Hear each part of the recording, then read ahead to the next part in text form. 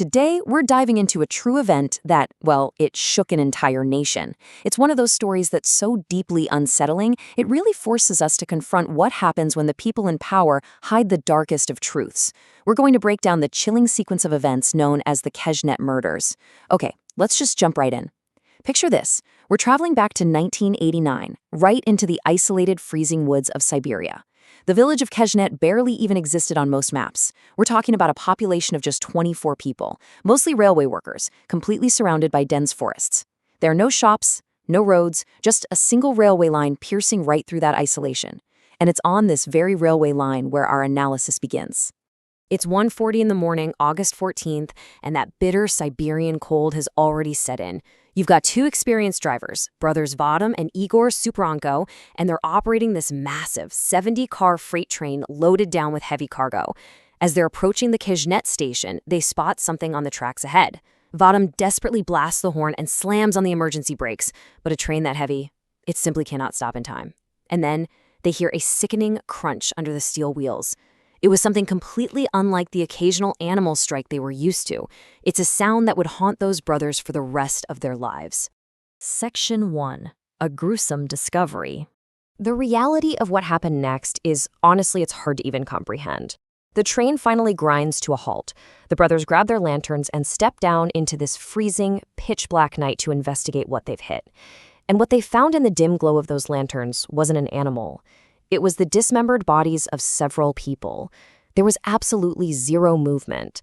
The drivers immediately radio into the control room, and the police arrive from a larger nearby station, bringing floodlights to illuminate this horrifying scene.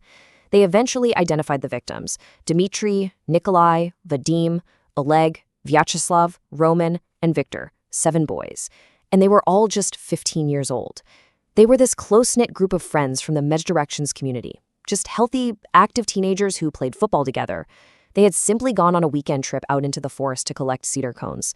They were entirely normal kids who just never made it home. Section 2. The convenient cover-up. Now, you'd probably expect a massive, rigorous investigation into the deaths of 7 teenagers, right? Well, that is definitely not what happened. The sheer absurdity of the official police narrative, it's just baffling when you put it next to the actual facts. The police rapidly concluded that this was merely a tragic accident. Their official theory?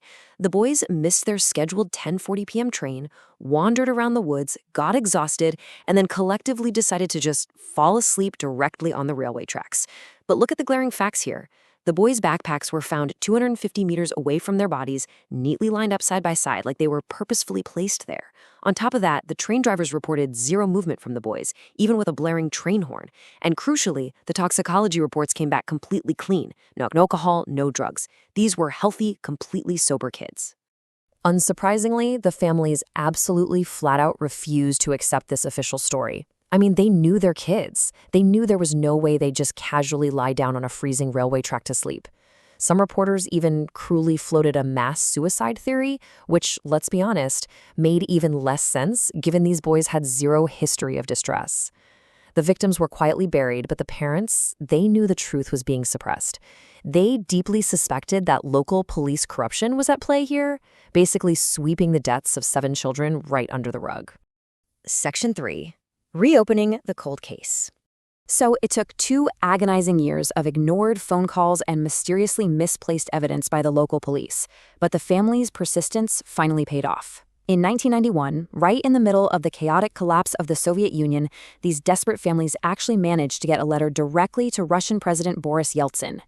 And against all odds, it worked. The Prosecutor General's office in Moscow dispatched 2 of their top investigators, Vladimir and Yuri, who were specifically known for untangling these kinds of complex cases. When they arrived in Kejnet, they found that the rain, the summer heat, and the corrupt local police had wiped the crime scene completely clean. So they just started knocking on doors. The terrified locals claimed to know absolutely nothing at first. But eventually, a rumor surfaced about a man named Vasily, who was actually already in jail for murdering his brother. Investigator Vladimir visits Vasily in prison, and after multiple intense interrogations, Vasily finally cracks. He confesses that he and his brother had murdered the 7 boys. But investigator Vladimir, he knew Vasily's story didn't completely add up. Think about it. How do 2 scrawny brothers overpower 7 athletic teenagers without a single one of them escaping? It makes no sense. So, to find the undeniable truth, Vladimir ordered an exhumation. They actually dug up the boys' coffins in the dead of night. And a new forensic review completely destroyed that original police train accident theory.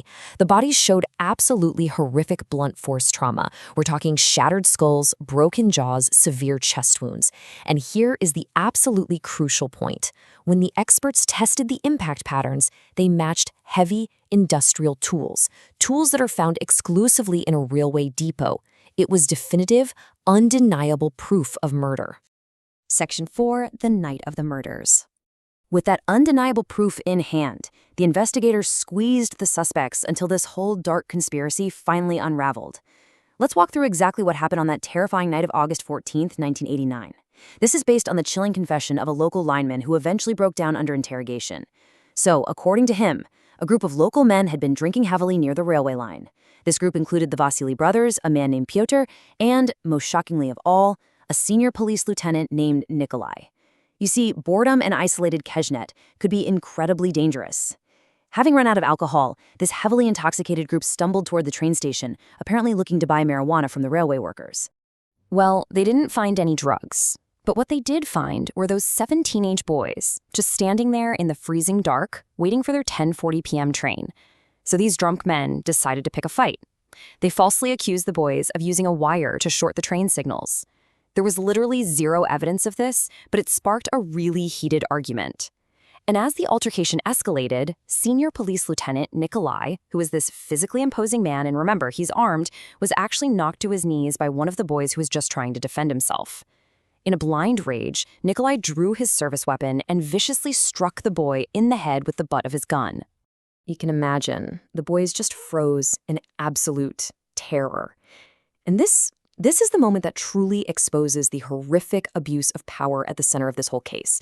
Because instead of de-escalating, Police Lieutenant Nikolai, who is now desperate to silence these witnesses to his assault, he orders his drunken companions to slaughter all of them. The teenagers tried to run, of course they did, but Nikolai held them at gunpoint. If they ran, he told them he would shoot. So trapped and completely helpless, those 7 boys were brutally beaten to death with heavy railway tools by the mob. And to cover up this absolute monster of a crime, Nikolai actually directed the staging of the crime scene. They meticulously carried the bodies onto the railway tracks, and they placed their backpacks 250 meters away to fabricate this whole story that the tired boys had just laid down to rest. They finished the grim task and staggered into the night literally just before that 1:40 a.m. freight train, driven by the Supranko brothers, arrived to unknowingly wash away the evidence. Section 5. A long fight for justice. Now, once the Moscow investigators uncovered all of this, you'd think swift justice would follow, right? Well, systemic corruption rarely goes down without a fight. The timeline of this legal battle is absolute chaos. The murders happened in 1989. The case gets reopened in 1991. Finally, in 1995, there's a massive trial. The judge delivered a verdict so long it actually took an hour to read, sentencing Nikolai, Vasily, and the accomplices to the death penalty. But then, a shocking technicality occurs. In 1996, Russia was preparing to join the Council of Europe, and to meet their strict human rights standards, Russia had to temporarily suspend the death penalty. Seizing upon this, the Supreme Court's deputy chairman ordered a case review. And because the legal system experienced extreme procedural delays during this transition, the initial convictions were entirely overturned. The murderers were completely released from custody. I really want to let that sink in for a second. They were just released. And the aftermath of that decision is staggering. While roaming completely free, Vasily brutally attacked his own cousin to keep him quiet. His brother Yuri was found mysteriously asphyxiated. A lineman who helped move the bodies was found cut in half on the tracks. And meanwhile, Nikolai, the police lieutenant who actually orchestrated the massacre, he entered politics. He became a municipal deputy. The man who ordered the slaughter of 7 children became a local government leader.